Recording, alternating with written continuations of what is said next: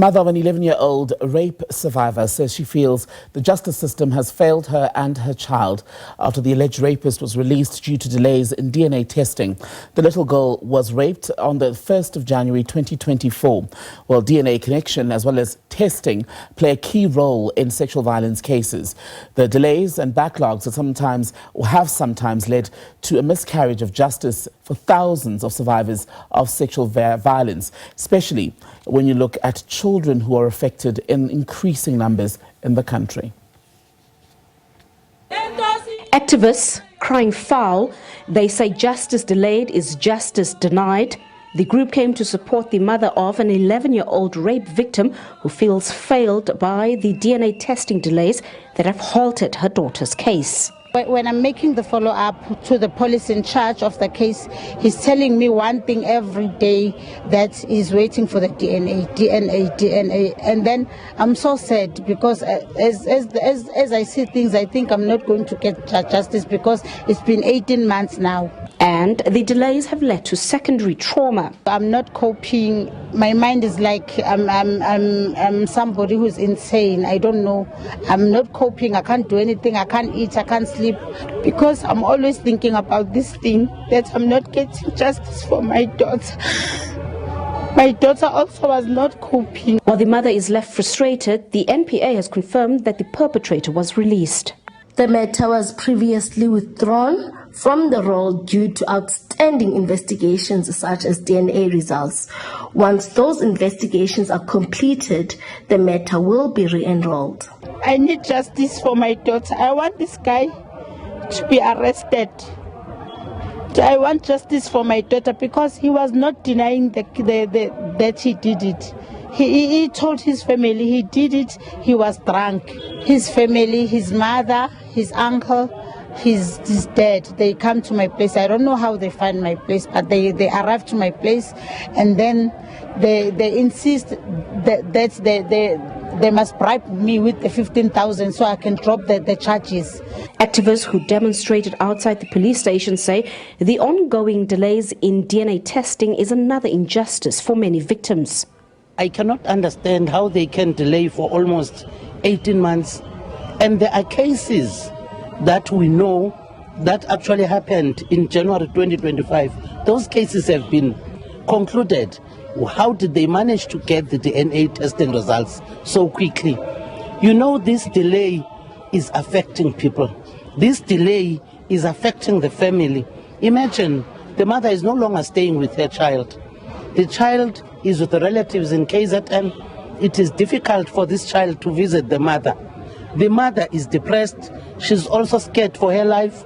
She's staying in my shelter now because the perpetrator has been out for almost 18 months. Where is justice there? Where is justice in this country for an 11-year-old child and the family now that is apart? And imagine this poor mother now is suicidal because she feels that she is responsible for this. The ongoing delays in DNA test results have had a huge impact on the NPA's responsibility to effect swift prosecutions for some crimes that have been committed, especially sexual offences. Victims and their families often bear the brunt. This has also had an impact on the fight against gender-based violence in the country. In April this year, SABC had confirmed to Parliament that the DNA testing backlog was sitting at about 140,000 cases that were waiting for results. Meanwhile, the SABC is yet to confirm the latest figures and what's being done to clear the backlog. Patricia Visagie, SABC News in Pretoria. Selling about communities of Eersterust and Mamelodi near Pretoria who say they live in fear following reports that a serial killer may be roaming the streets. The burnt bodies of several women have been found close to a railway line in that area in recent weeks. In another case, the body of a 30-year-old Loveness Magabe was discovered in a shallow grave. A 36-year-old man has been arrested and has already appeared in the Pretoria Magistrates Court in connection with her death. SABC News reporter Patricia Visagie is out in Mamelodi, east of Pretoria, for us tonight, tracking this story. Patricia, talk to us about the timeline in which these women were murdered and why exactly people suspect now that this may be the work of a serial killer. Well, good evening. Definitely the timeline starts in about June when the first body was discovered. And I'm right next to the railway line where the burned bodies were discovered. And you'd understand that this stretches between two townships, that being Eersterust and Mamelodi. Earlier, we were at the Eersterust leg when we started this special broadcast. And of course, we have now moved up closer to Mamelodi, and the last body was found beginning of August, and of course then that startling discovery of the body of Loveness Magabe that was found in a shallow grave in Eersterust, right outside of the home of course, the gentleman who now stands accused of her murder, and he will be back in court on the 15th of October, where he's expected to obviously apply for bail. But these discoveries have sent shockwaves throughout the communities. Many women living in fear, but really the collective of community members who are looking for answers, and who are saying that it cannot be business as usual, in particular with the number of bodies that have been found around this railway line. It seems like it is the work of one person. The modus operandi also seems similar, but of course police are still trying to dot everything together to get to the bottom of what is happening. And then there's also the women who have come forward after they saw the images of the men who appeared in court, some of them claiming that he had brought them to this railway line and he allegedly sexually violated them. But I want to bring in one of the community members in Mamelodi, and that is Zoe Mabaso. So much for joining us this evening. It's not business as usual for the communities of Mamelodi and Eersterust. And you also earlier said that it's Women's Month and there's not much to celebrate for many women in around this area, with the high levels of crime, in particular gender-based violence. And of course, the biggest shocker that covered, the railway line is right behind you. Yes. Thank you so much, and good evening to you, Trill. It's very shocking. I would say we're angry, but not angry because of the serial killings. Angry of not knowing what's going to happen next, and why is it happening, and why the silence. And also you wonder and ask yourself, am I next, or who is next? And you're fearing also to just go to just the local spaza shop just around the corner, because you don't know what's going to happen. And I would say it's so quiet that even the policing, the visibility, we've got our crime prevention wardens. What is happening, and why is there any awarenesses happening? And so that we can engage more to this and start educating each other. We're tired of killings. We're tired of every weekend we're burying our women, young kids, not only killed by the serial killers, but also substance abuse. As young as 12 years, our children are dying. So it is really frustrating, and also I would say it makes you one angry to say what is happening to our community, and when we're saying enough is enough, and when are we going to fight this ill that has actually attacked us in the community. Of course, we have to give credit where it's due. The police reacting very swiftly when they heard of the clues that led them to the house where the body of Loveness Magabe was found. But we're still waiting to find out what happens with the bodies that were found behind us. Who are these women? Who are their families? How did they land here? There are also speculations that they may not have been burned here. This could have been a dumping site. Mm-hmm.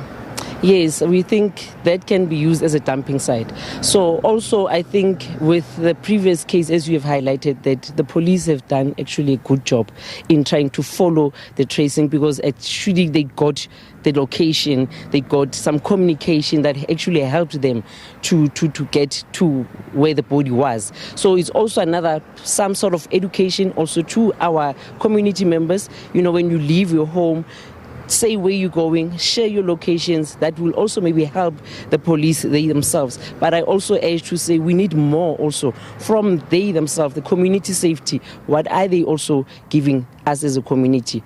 All right, thank you. I want to bring in Napoleon Miller.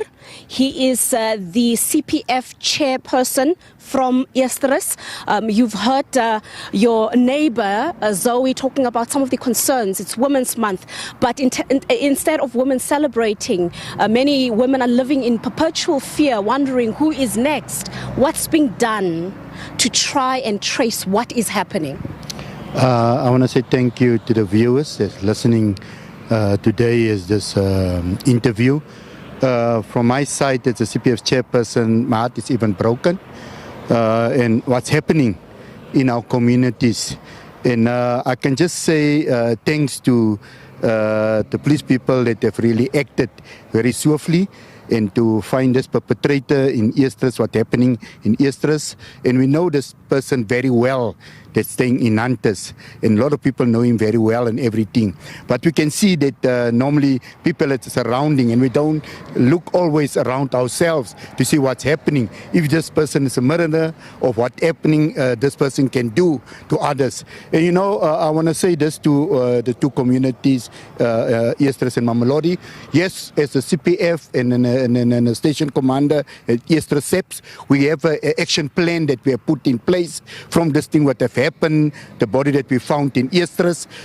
We have a patrol at night that start at 8 o'clock at night and end at 6 o'clock in the morning, where I take my CPF people even with this patrolling thing. We have night watch in our areas now that are active, and we know our CPF that are visibility that they show, because normally what I do, I pop into the stations to see is events, is there enough people that can do visibility in our two sectors, and I can tell you really they're doing the job. Are they doing enough? When we speak to community members, they tell us a different story. Are the police doing enough to help the CPF, to help the community members? I can say we lack of manpower in our police station. That I can occur to you to say we lack manpower, and normally we are working on it with the general that we spoke in the last time, that we need more people to assist the police in the police station itself. The other thing for me, it's the wardens. And I want to make it clear on this interview.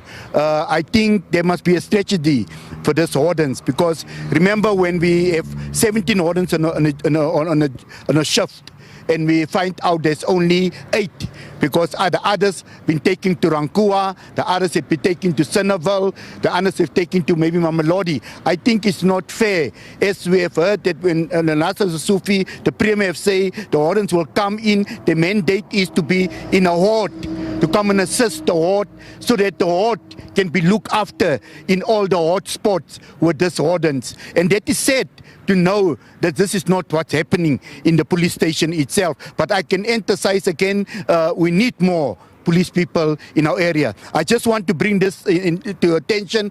We have started last week, Friday, to bring different SABC and in our areas of different police stations with the horses, everything, K9 in the different areas to go and check all the horse spots that we're doing. This Friday we will even have this happening again, and we have even in Bizo, not in Bizo, but a visibility drive with the mayor, with all our hotspots, when we want to try to bring programs in so that we can educate our young girls, our older women, what's happening. I think our children is the most that must be educated, so that they know, don't go on dates that your mother and father doesn't know. Don't go to malls that your father doesn't know. Even in the local Eersterust itself. That is my plea. And please, we ask that all the men, it's so that you see in all the night watch that we have in our areas, that's only women that really come out in masses, but the men are staying at home. I've emphasized the young men,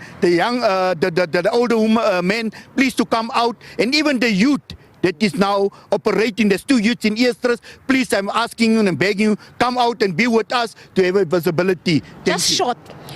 How are you planning to protect the commuters who have to wake up very early in the morning, some of them as early as 3 o'clock in the morning, to come and catch a train at this dangerous station? That's what I'm asking about the wardens.